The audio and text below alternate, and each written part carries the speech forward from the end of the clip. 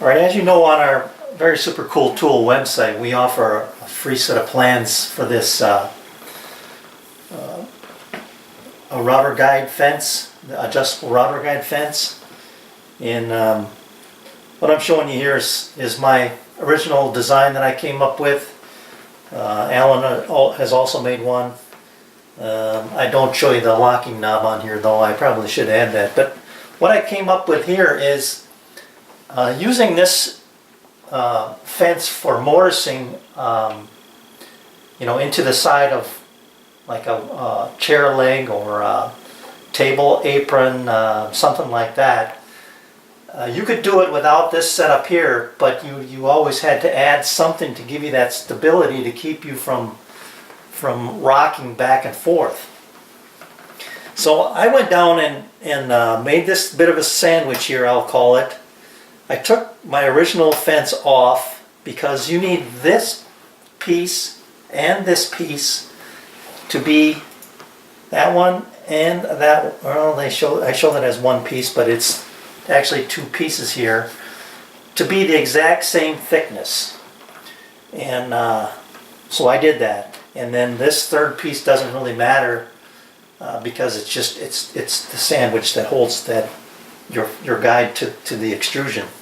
So what I'm using here instead of another piece of material is a 48-inch piece of extrusion to give me that balance.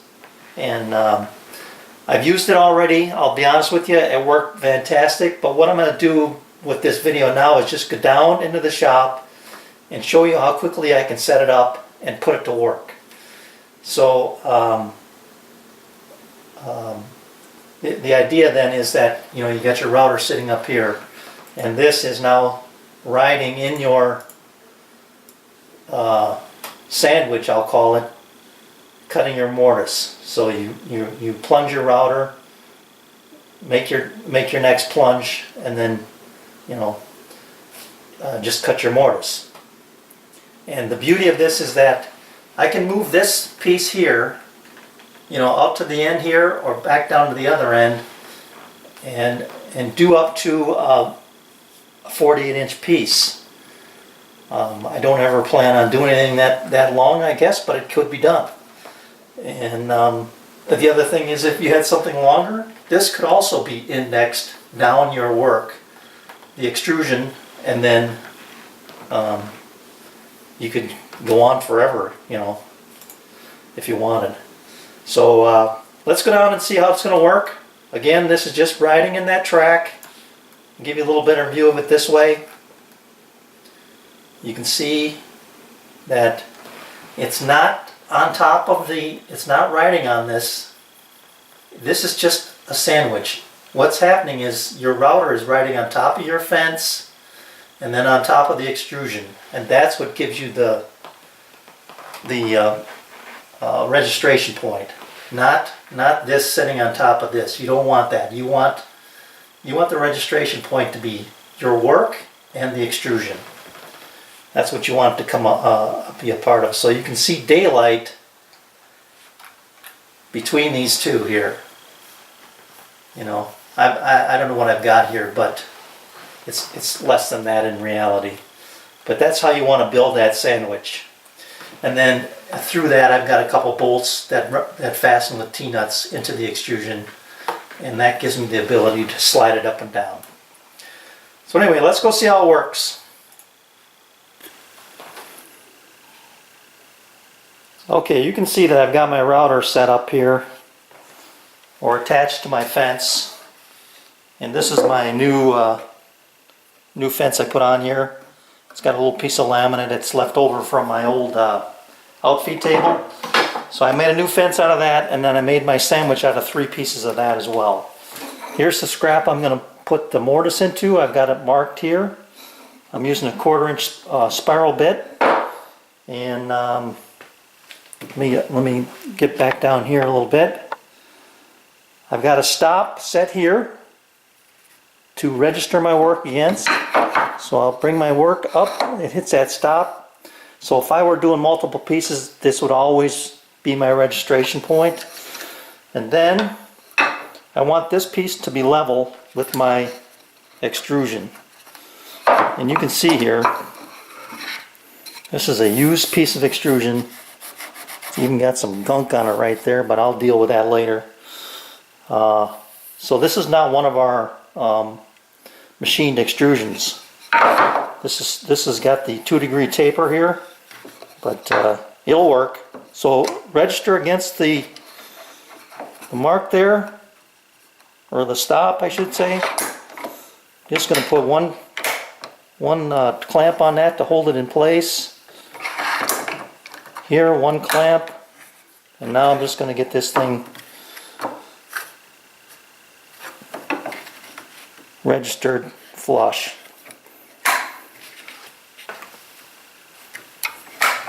Okay.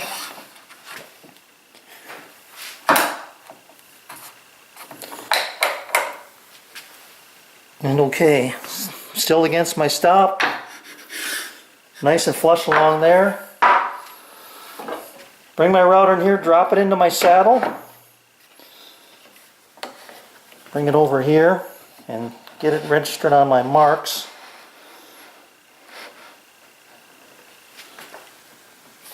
Right about there, that looks good. I'm going to bring my one stop up here and lock it down. You can you can see that right here. Now, because I got a flat face on this router, this is a 7529 Porter cable. I can bring this up to that flat face and then just say I want to make 1 inch and a quarter mortise. So that would be 1 inch plus the width of the bit, or diameter of the bit, which is 1/4. Sorry, I can't get my 3-2-1 block in there, so I'm just going to use my adjustable tri-square here. Bring that up.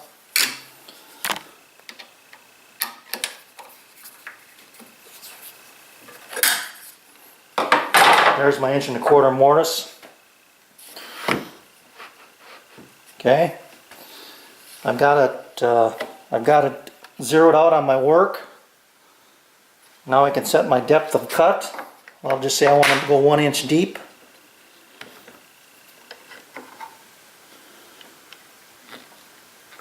Got that set. And now we're ready to go. Right after I get some ear protection and eye protection. I'll be right back. Gotta make sure you do that.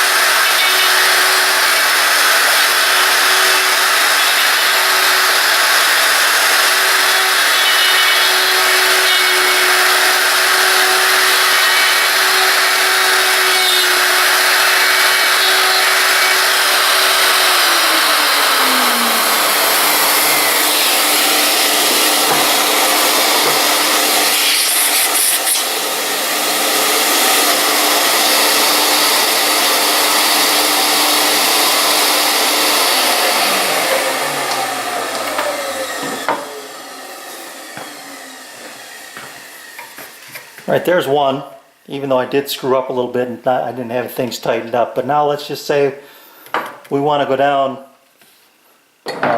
2 inches and cut another one. So if I bring this stop up,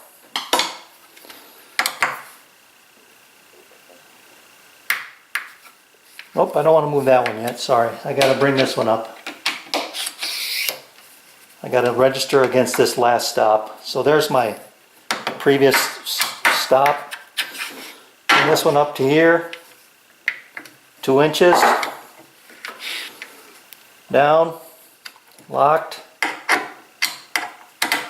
back to my original position. Register 2 inches and locked. There we go. All right, let's cut another one.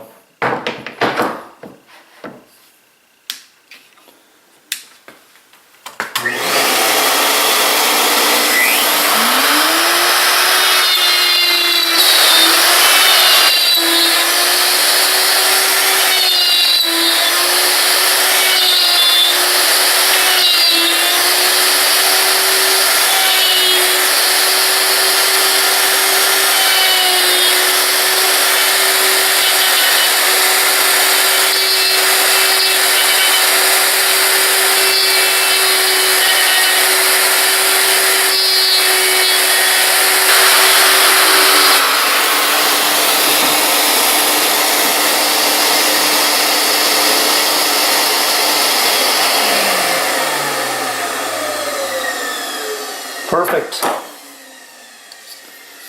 Take my ruler out here. So from the top of this mortise to the top of that one should be 2 inches. 2 inches right on the money. 1.25 inches, 1.25 inches. And they're both registered off the same face. And I'm pretty confident that they're pretty well centered. And I'd say we're pretty good there. Just a hair over 3/8 on from both sides. I'll take that any day of the week. That is 2 quick mortises. I can't do them any faster than that. And I can't set them up any faster than that. And I could do chair legs, whatever, bed slats. Here's another one that I did. This is the piece I cut earlier. 3-inch mortises. These are not centered, but you can see here, right on the money, 3 inches. And these were 1.5 inch mortises. Right on down the line. So doing bed slats,